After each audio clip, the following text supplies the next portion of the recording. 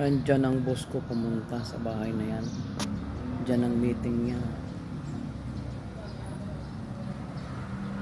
Dito ako sa likod ng munisipyo. Dito ako sa may tent. Ito.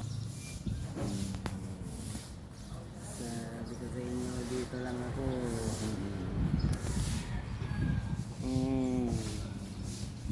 Ayahay. Relax lang. Waiting for my boss. Nasa meeting siya dito sa Imus, Cavite. May dala akong upuan kasi upuan Diyan siya.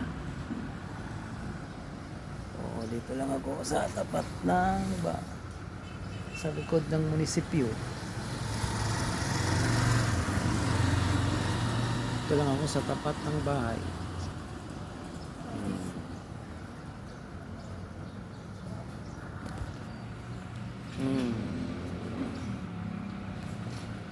Doon ako nakapark sa sunod niya.